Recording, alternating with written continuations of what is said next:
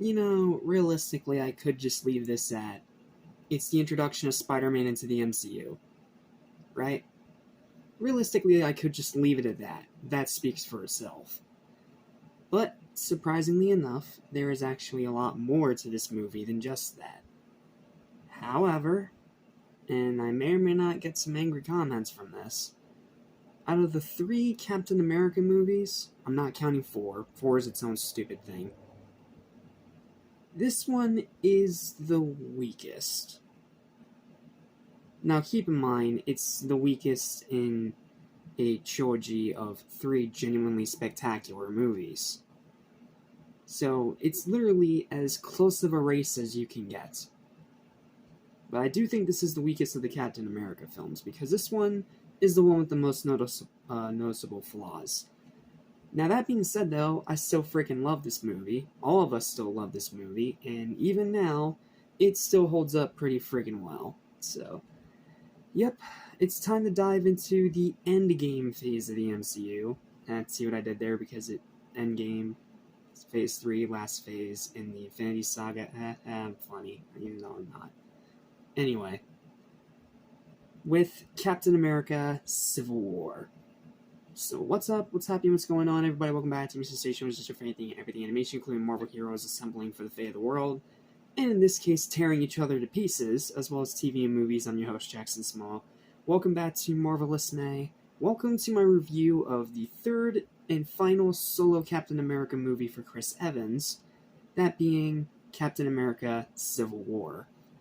Now, while this is still a movie that stars pretty much all the Avengers, as they end up going at each other's throats over this whole new thing being issued by the government, it still maintains itself as a Captain America film first and foremost. He's the one with the most screen time, he's the one that gets the most character development, and he's the one who's the most greatly impacted by the events of this movie. Because after this, he pretty much goes into hiding until Infinity War. So, yeah, there's a lot to talk about with this movie, needless to say. So, without further ado or delay, here's my written review. It sums everything up pretty well, and it is pretty lengthy. So, all I can say is, sit back, relax, and enjoy. Here's my written review for Captain America 3 Civil War. So, let's get the obvious out of the way right now. This is not better than Winter Soldier, or either of the 2 Avengers movies that came beforehand. It's not better than Avengers, and it's not better than Age of Ultron. However, regardless of that, this is still a phenomenal movie to kick off the 3rd and final phase of the Infinity Saga. The acting is amazing, especially RDJ and Chris Evans as 2 friends that are now at each other's throats. Action is some of the best in the entire MCU, especially the airport battle, and I don't think anyone's going to disagree with that one. Like, even the little spat we get at the end between Iron Man getting double-teamed by Captain America and Winter Soldier.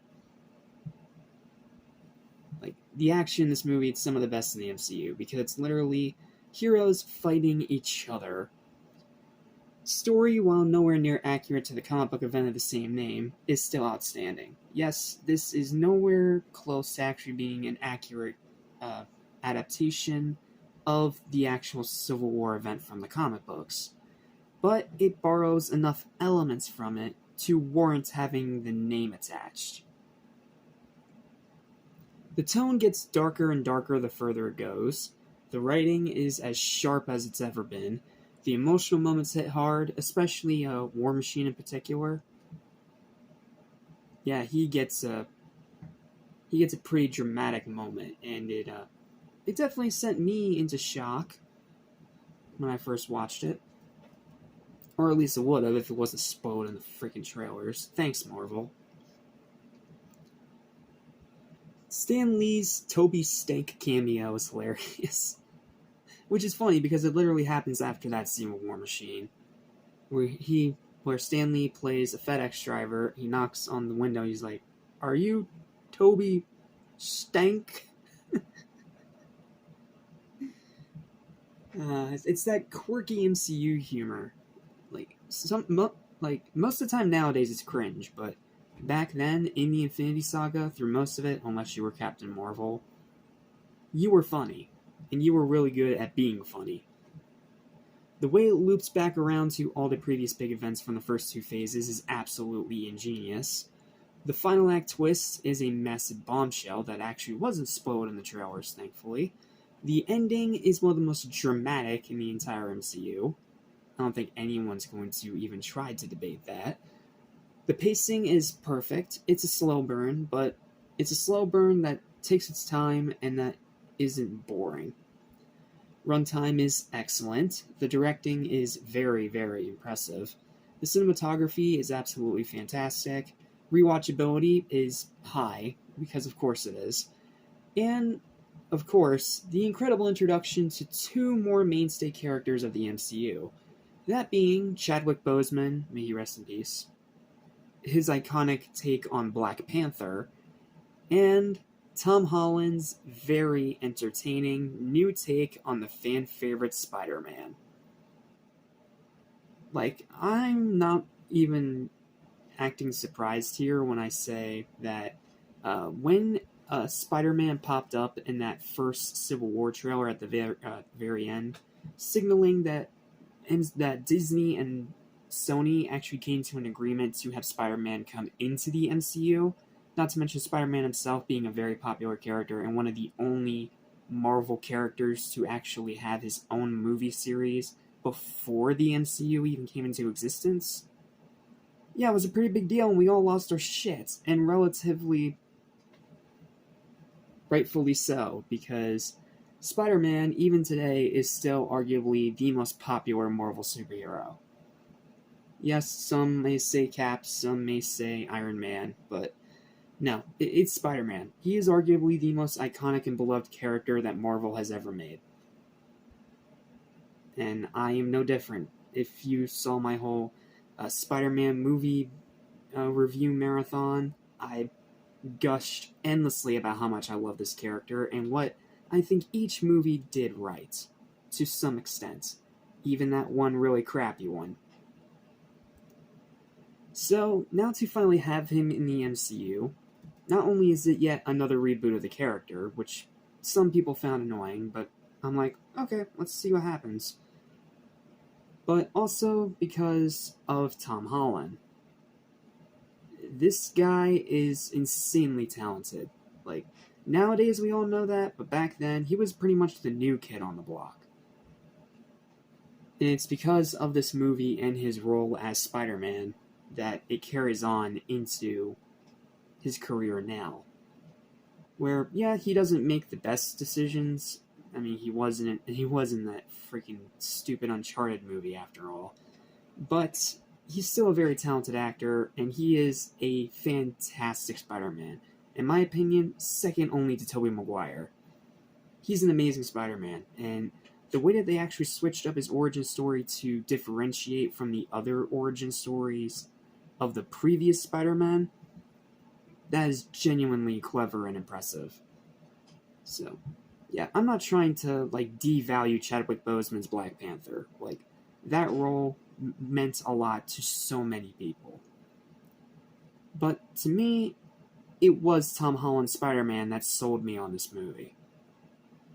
And even now, it's crazy that this big crossover movie where the Avengers are literally tearing themselves apart, that he makes his big grand entrance into the MCU. So, yeah, I'm sorry, I went off on a tangent about Spider-Man, but can you blame me? I am a huge Spider-Man fanatic. So, yeah, I love that he got to finally join the MCU, and I'm glad that Sony finally made a good decision for once by letting him join the MCU. Also, even though it does feature a lot of the Avengers, this is still rightfully a Captain America-focused project, with his last big character arc, as he's forced to go against who he used to call his friend, Tony Stark, and the shattering repercussions that follow that then end up leading into the events of Infinity War and Endgame. That being said, though, there's still some pretty noticeable issues here, and like I said, it is the most flawed of the Captain America movies. The second act does drag a little bit, Crossbones is a very disappointing waste of Frank Grillo. Like, how dare you waste your Frank Grillo? Like, there are two people that you should never ever waste in your movie. Frank Grillo and Tom Bernthal. Well, John Bernthal, sorry. John Bernthal and Frank Grillo. Never waste those two. And it's even more of a disappointing waste now that we've seen how great Frank Grillo is in other roles. Most notably and most recently as the animated voice actor for Rick Sr. in Creature Commandos. He's kick-ass in that role, seriously. And I wish he got a role that awesome in the MCU. But instead, Crossbones is just a throwaway. He's there 1 minute and then he's just gone and barely does anything. Agent 13 is boring. I don't know why they put so much emphasis on this character, but she's boring and dull and I never liked her. Sorry. Hulk and Thor being absent is a baffling decision since they're two of the mainstay Avengers, which, to be fair, they are back relatively quickly in their own movie in Thor Ragnarok, which we'll talk about next time. But it's still apparent here. Like, I still feel like Hulk and Thor should have been involved in the Avengers disassembling. Just saying, it would have added a lot more to it.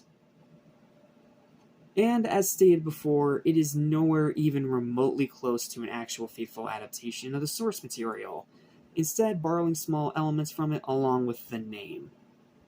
Yeah, if you go in expecting this to be a faithful adaptation of the Civil War comic book event from way back when, you're looking in the wrong place.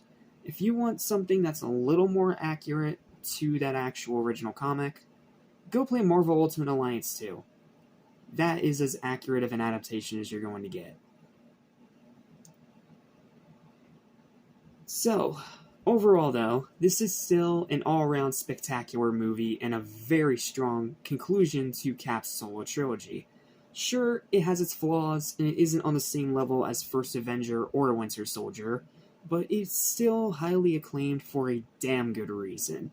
And heck, Spider-Man alone makes it worth it as he finally joins the MCU. Better late than never. Highly recommended and kicks off the endgame of the Infinity Saga with a huge bang as my computer falls asleep on me. Sorry about that. Final verdict for this film is a 9 out of 10. If you have not seen this movie yet, what are you doing? Go watch it right now. It is an essential MCU film. So what did they decide to follow this up with? A really, really weird one. Yeah, next time we're jumping into the magical side of the MCU. Because next up, we gotta talk about a movie that, when I first watched it, I had no idea what to make of it. Is it good? Is it bad? Well, find out next time when I review Doctor Strange. Excited for what comes up ahead. Hey, Shenron.